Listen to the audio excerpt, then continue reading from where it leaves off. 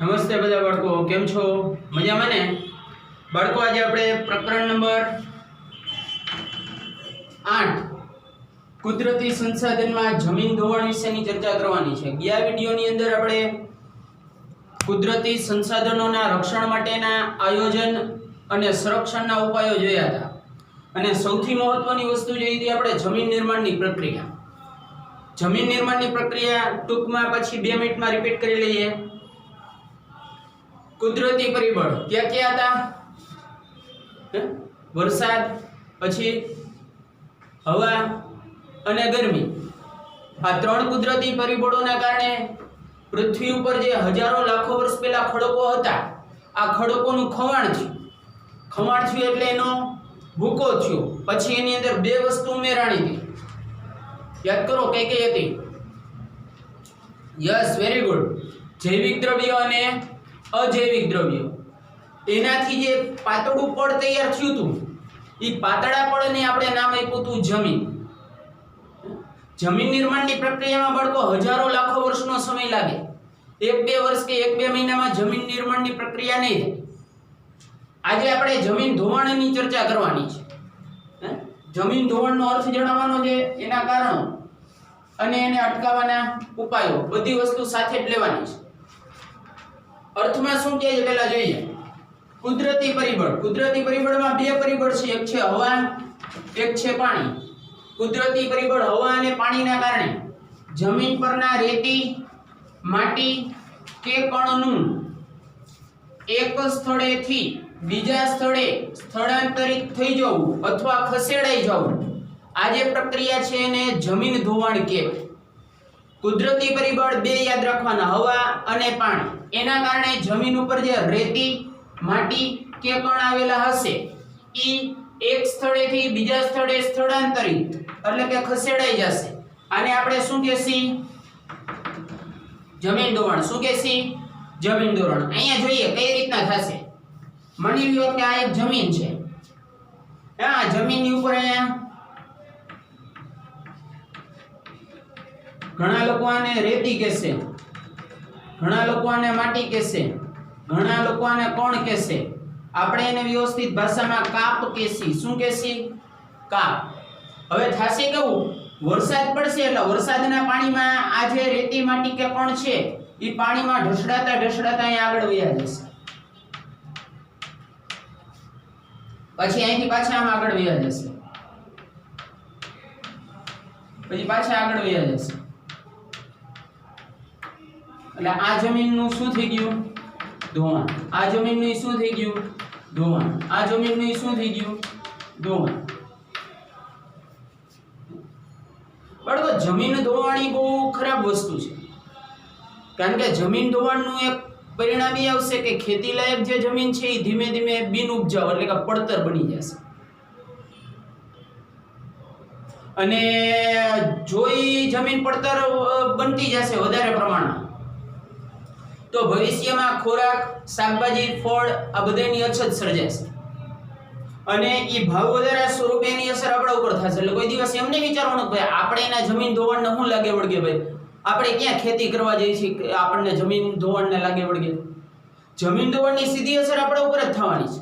કારણ કે જે જમીનનું ઓલરેડી ધોવાણ થઈ ગયું છે, એમાંથી ધીમે ધીમે પડતર બનતી જશે. અને એક સમય એવો આવશે કે અહીંયા પછી ખેતીનો પાક નહીં લઈ શકાય. પછી તમારા જેવા છોકરાઓ દડે બેટ રમવા માટે ઉપયોગ કરતા હશે, બીજી અહીંયા કોઈ પ્રવૃત્તિ ન કરી. 2 કારણો છે મુખ્ય. વરસાદવાળા વિસ્તારોમાં પાણીના કારણે જમીનનું ધોવાણ થશે. જે જગ્યાએ વધુ વરસાદ પડે છે અહીંયા શેના કારણે જમીનનું ધોવાણ થાય? પાણીના કારણે. અહીંયા જે ધોવાણ થયું હતું આ પાણીના કારણે છે. ઘણીવાર તમે જોજો છોકરાઓ વધુ વરસાદ આવ્યો હશે ને તો એ બધી વસ્તુના ભાવ વધી ગયા હશે. તમને પ્રશ્ન એ થવો જોઈએ કે સાહેબ વરસાદ તો સારો એવો પડ્યો, ભૂકા કાઢી નાખે એવો. એ ભૂકા કાઢી નાખે એવો પડ્યો ને એટલે જ ભાવ વધ્યા. કારણ કે આ જે રેતી, માટી કે કણ સી ઢસડાઈ ગયા, ખેડૂતનો પાક નિષ્ફળ ગયો. પાક નિષ્ફળ જાય એટલે અનાજના, કઠોળ, શાકભાજી આ બધાના ભાવ વધશે. તો જ્યાં વધુ વરસાદ પડતો હોય એવા સ્થળોએ શેના કારણે જમીનનું ધોવાણ થશે? તો કે પાણીના કારણે થશે. અને જ્યાં વરસાદ ઓછો પડે છે એવા વિસ્તારમાં, એટલે કે બીજી ભાષામાં કેવું હોય તો રણ વિસ્તારમાં, શેના કારણે થશે? ઝડપથી ફૂંકાતા પવનને કારણે. એનું ઉદાહરણ આપણે જોઈએ.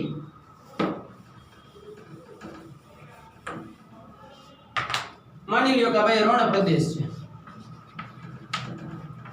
અને એની નજીકમાં અહીંયા ખેતીલાયક જમીન છે.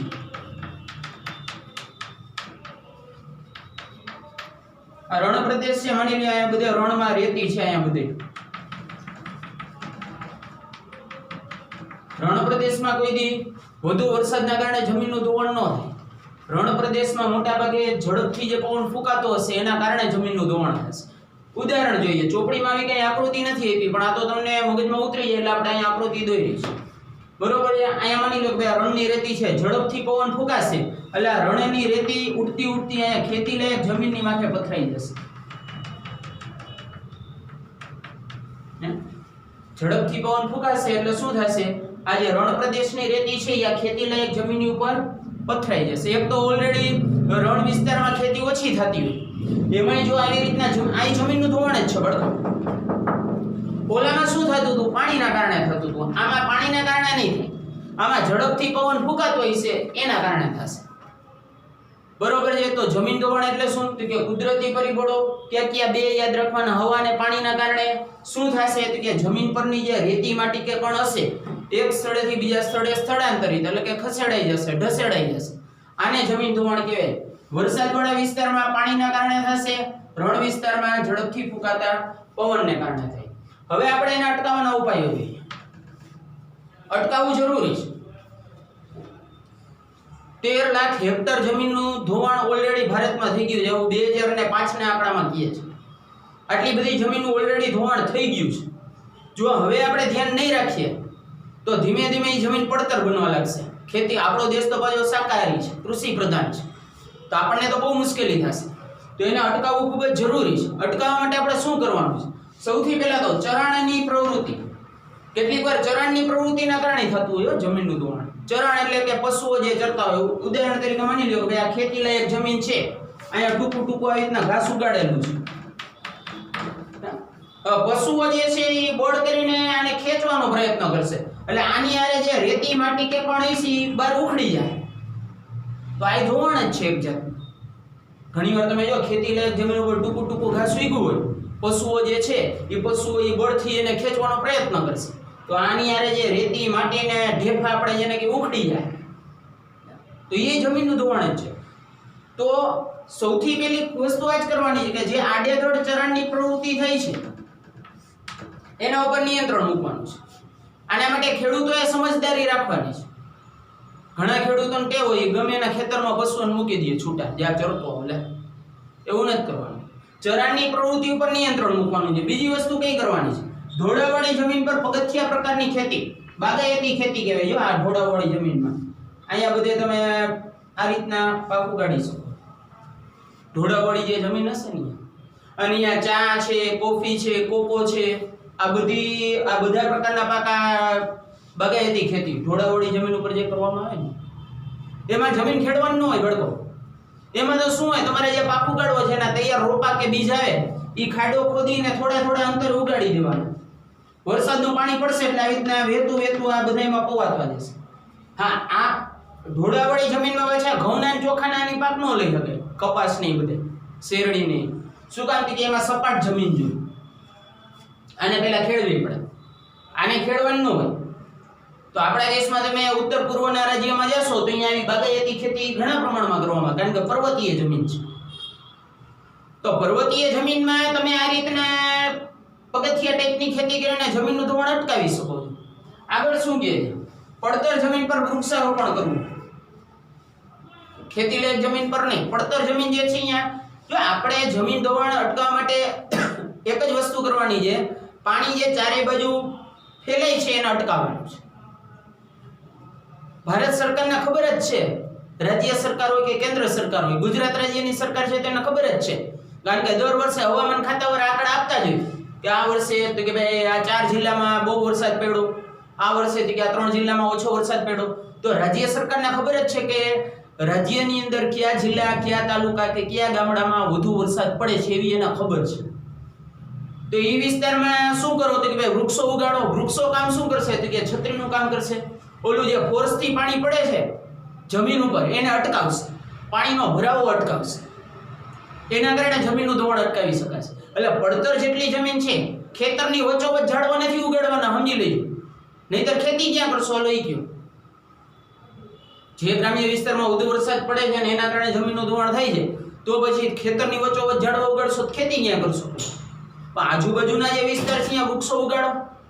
એ વૃક્ષો ઉગાડશો એટલે છત્રી જેવું કામ કરશે, ઓલું ફોર્સથી જે પાણી પડે છે એને અટકાવશે, પાણીનો ભરાવો, પાણી જે રેલાય છે ચારે બાજુ એને અટકાવશે અને જમીનનું ધોવાણ અટકાવી શકાશે. આગળ શું કહે છે? ખેતરની આસપાસ ઊંડી ખેડ કે ખેત તલાવડી બનાવી. આ માની લ્યો ખેતર હોય ને, આ ખેતર છે રામજીભાઈનું, અહીંયા ઊંડી ખેડ એટલે કે ખાડો ખોદી નાખો અથવા ખાડો ખોદીને ખેત તલાવડી બનાવી નાખો. એટલે વરસાદનું જે પાણી છે આના દ્વારા અથવા આમાં એકઠું થશે અને બે કામ થશે. આ પાણીનો ઉપયોગ પછી ખેતીમાં કરો, કોણ ના પડે? તો જ્યાં વધુ વરસાદ પડે છે ત્યાં ખેડૂતોએ ખેતરની આસપાસ ચારે બાજુ કાં તો ઊંડી ખેડ એટલે કે ખાડો ખોદવાનો અથવા તો ખાડો ખોદીને ખેત તલાવડી બનાવવાની, પછી એ જ પાણીનો ઉપયોગ કરીને ભલે ખેતી કરે, કોણ ના પાડે? એટલે જમીનનું ધોવાણ અટકી જાય અને ખેતી માટેનું પાણી મળી રહેશે. એક તીરથી બે નિશાને, બરોબર. અને સૌથી છે જળાશય, તળાવ અને ડેમનું નિર્માણ કરવાનું છે વધારેમાં વધારે, કારણ કે આ જમીન ધોવાણ થાય છે એટલે કે પાણી ચારે બાજુ આડેધડ ફેલાઈ જાય છે. તો આપણે એ જે વરસાદનું પાણી છે એનો સંગ્રહ જળાશય, તળાવ કે ડેમ બનાવશું ગામની બહાર, એની અંદર કરીને આપણે જમીનનું ધોવાણ અટકાવી શકશું. તો બાળકો આ હતું જમીનનું ધોવાણ. હવે આપણે વાત કરવાની છે ભૂમિ સંરક્ષણ. ચાલો બાળકો, તો જમીન ધોવાણનો અર્થ, તેના કારણો અને એને અટકાવવાના ઉપાયો આપણે જોયા. હવે વાત કરવાની છે ભૂમિ સંરક્ષણની. ભૂમિ એટલે જમીન જ થશે. અર્થ અહીં આપ્યો છે ભૂમિ સંરક્ષણ એટલે શું, એના ઉપાયો જણાવવાના. ભૂમિનું તો આપણે રક્ષણ કરવું જ પડશે, કારણ કે ભૂમિ જે છે એ આપણા પર્યાવરણનો એક ભાગ છે. ભૂમિનું રક્ષણ નહીં કરીએ તો ભવિષ્યમાં આપણી માથે જ મુશ્કેલી ઊભી થશે. તો ભૂમિ સંરક્ષણનો અર્થમાં શું કહે? તો કે જમીનનું ધોવાણ અટકાવી તેની ગુણવત્તા જાળવવી, તેને ભૂમિનું સંરક્ષણ કર્યું. કે જમીન ધોવાણ એટલે શું એ હવે નહીં પૂછતા. એનો મતલબ એમ કે તમારે ભૂમિ સંરક્ષણ કરવું છે તો તમારે સૌથી પહેલા જમીનનું ધોવાણ અટકાવવું પડશે. તમારે ભૂમિ સંરક્ષણ કરવું છે તો શું અટકાવવું પડશે? ટૂંકમાં ભૂમિ સંરક્ષણ એટલે શું? કે જમીનનું ધોવાણ અટકાવવાનું. જમીનનું ધોવાણ અટકાવશો એટલે જમીનની ગુણવત્તા શું થઈ જશે? જળવાઈ રહેશે. જમીનનું ધોવાણ અટકાવશો એટલે જમીનની ગુણવત્તા જળવાઈ રહેશે. એની મેળે થઈ ગયું ભૂમિ સંરક્ષણ. એટલે તમારે ભૂમિ સંરક્ષણ કરવું હોય તો જમીનનું ધોવાણ અટકાવવું પડશે. જમીનનું ધોવાણ અટકાવી તેની ગુણવત્તા જાળવી, તેને ભૂમિ સંરક્ષણ કહે છે. અહીંયા નીચે એના ઉપાયો આપ્યા છે. સૌથી પહેલા તો જંગલોનું પ્રમાણ વધારવાનું છે. કેટલાક ઉપાયો બાળકો કોમન આવશે. જમીન ધોવાણ અટકાવવાના ઉપાયો અને ભૂમિ સંરક્ષણના ઉપાયો કોમન જ આવશે. જમીન ધોવાણ અટકાવવાના ઉપાયોમાં આપણે હમણાં જોયું ને, વૃક્ષારોપણ કરવું જોઈએ. એ જ રીતે આમાંય તમારે જંગલોનું પ્રમાણ વધારવું પડશે. જંગલોનું પ્રમાણ વધારવા શું કરવું પડશે? હા, વેરી ગુડ, વૃક્ષારોપણ કરવું પડે ને. વધારે વૃક્ષો ઉગાડવાના કે જેના કારણે જમીનનું ધોવાણ ન થાય. જમીનનું ધોવાણ નહીં થાય એટલે એની મેળે શું થઈ જશે? ભૂમિ સંરક્ષણ. બરોબર છે. બીજી વસ્તુ શું કહે છે? નદીના કોતર વિસ્તારોમાં વૃક્ષારોપણ કરવું. કોતર વિસ્તાર, માની લો કે આ નદી છે, આ જે આ બાજુના જે વિસ્તારો આવે આ કોતર વિસ્તાર, અહીંયા વૃક્ષો ઉગાડવાના. એટલે પાણી જે ચારે બાજુ ફેલાય છે વધુ વરસાદના કારણે નહીં ફેલાય. નદીના જે કિનારાના કોતરના જે વિસ્તારો છે ત્યાં વધારેમાં વધારે વૃક્ષો ઉગાડવાના છે. એટલે એ જે ફોર્સથી પાણીનો ભરાવો આ નદીમાં થાય છે એ અટકી જશે. આગળ શું કહે છે? રણ વિસ્તારમાં વૃક્ષોની હારમાળા ઉગાડવાની છે. રણ વિસ્તારમાં બધાય વૃક્ષો નહીં ઉગે બાળકો. તમે ધોરણ 9 માં ભણી ગયા, બાવળ છે, બોરડી છે, આવા જ વૃક્ષો ઉગશે. એ કુદરતી વનસ્પતિ કહેવાય. તો રણ વિસ્તારમાં જ્યાં રણ આવેલું હોય ત્યાં ચારે બાજુ કુદરતી વનસ્પતિ ઉગાડી લ્યો, બાવળ, બોરડી. એનો ફાયદો શું થશે? ભેજનું પ્રમાણ, અહીંયા રણની જે રેતી છે ચોમાસામાં તમે જોજો બાળકો ભેજ હશે. ભેજ એટલે રેતી જમીનની આરે ચીપકીને આપણે ઈ જ કરવાનું છે અને એ ભેજ ઉત્પન્ન થશે આમાંથી, કુદરતી વનસ્પતિમાંથી. તો તમારે રણ વિસ્તારમાં શું કરવાનું છે? રણ વિસ્તારમાં બધી જાતના વૃક્ષો તો ઉગવાના નથી, તો જે પ્રકારની કુદરતી વનસ્પતિ ઉગે છે ઉગાડી નાખો. હારમાળા સર્જી દો. હારમાળા એટલે એકની બાજુમાં એકની બાજુમાં એકની બાજુમાં એક, એટલે ભેજનું પ્રમાણ એમને એમ રહેશે. અને આ રેતી જે છે એ જમીન યારે ચીપકીને રહેશે. ચીપકીને રહેશે એટલે આમ આગળ ઉઠશે નહીં, અને એ ખેતી લાયક જમીન ઉપર નહીં પથરાય. અને નહીં પથરાય એટલે શેનું રક્ષણ થઈ જશે? ભૂમિ. બરોબર છે. ત્યાર પછી શું કહે છે? નદીઓના પૂરને અન્ય નદીઓમાં વાળવાના છે. એના માટે શું કરશો? ઘણી નદીઓમાં વારંવાર પૂર આવતા હોય બાળકો, તો તમારે શું કરવાનું છે? માની લો કે આ નદી છે, આ મુખ્ય નદી છે, તો જેસીબી જેવા યંત્રો અત્યારે છે જ, આવી રીતના શાખા નદીઓ બનાવી નાખો. આ શાખા નદી, આ શાખા નદી, આ શાખા નદી. અત્યારે જેસીબી જેવા આધુનિક સાધન આવી ગયા છે, ખાલી ખાડા જ ખોદવાના છે. ખબર જ છે કે ભાઈ ફલાણી નદી બિહારમાં જ લ્યો ને, બિહારમાં કોસી નદીમાં વર્ષમાં 2 વાર પૂર આવે છે. વિચાર કરી લ્યો તમે. એક તો ચોમાસામાં ને ઘણીવાર ઉનાળામાં હિમાલય પર્વતનો જે બરફ છે એ પીગળે છે એના કારણે ઘણીવાર આવે છે. તો ખબર જ છે કે ભાઈ ફલાણી નદીમાં તો વર્ષમાં પૂર આવે જ છે, તો અહીંયા આવી શાખા નદીઓ બનાવી નાખો. શાખા નદી બનાવશો એટલે આ મુખ્ય નદીનું પાણી ડાયવર્ટ કર્યું તમે, અહીંયા ડાયવર્ટ કર્યું. જો એના 2 ફાયદા થશે. છેવટે આ નદીનું પાણી ક્યાં જવાનું છે? સમુદ્રમાં. પછી કઈ આપણને ઉપયોગમાં આવવાનું નથી. તો આ તમે શાખા નદીઓનું નિર્માણ કર્યું હશે તો એ પાણી તમે ડાયવર્ટ કરશો શાખા નદી બનાવીને. મુખ્ય નદી એમાં શાખા નદી બનાવવાની. આ પાણી તમે વાયડું કહેવાય, અન્ય નદીઓમાં વાયડું કહેવાય, ડાયવર્ટ કર્યું. તો એના કારણે નદીમાં પૂર નહીં આવે. પૂર નહીં આવે તો જમીનનું ધોવાણ નહીં થાય. ધોવાણ નહીં થાય એટલે શેનું રક્ષણ થશે? ભૂમિનું. આગળ શું કહે છે? અનિયંત્રિત ચરણની પ્રવૃત્તિ અટકાવવાની છે. હમણાં જ કીધું, આડેધડ જે પશુઓ ચરાણ કરે છે, ટૂંકું ટૂંકું ઘાસ ઉગ્યું હોય એની ચરણની પ્રવૃત્તિ કરે છે, એના કારણે જમીનનું ધોવાણ થાય છે, તો એ પ્રવૃત્તિ અટકાવવાની છે, એને કંટ્રોલમાં લેવાની છે. એના દ્વારા તમે ભૂમિનું સંરક્ષણ કરી શકો છો. અને સૌથી છેલ્લે ક્ષિતિજ સમાંતર સીડીદાર ખેતરો બનાવીને, ફોટો આપ્યો ચોપડીમાં પેજ નંબર 65 ઉપર, વચ્ચે તમે જોજો ગેપ રાખ્યો છે. ક્ષિતિજ સમાંતર અને સીડીદાર ખેતરોમાં. સીડીદાર ખેતર તો આપણે હમણાં જોયું પર્વતીય વિસ્તારમાં બનાવવાના છે. તો આ ભૂમિ સંરક્ષણના ઉપાયો હતા. હવે જ્યારે આપણે નેક્સ્ટ લેક્ચરમાં ભેગા થાશી બાળકો, ત્યારે આપણે જમીનના વિવિધ પ્રકારો છે એના વિશેની આપણે માહિતી મેળવશું. જય શ્રી કૃષ્ણ.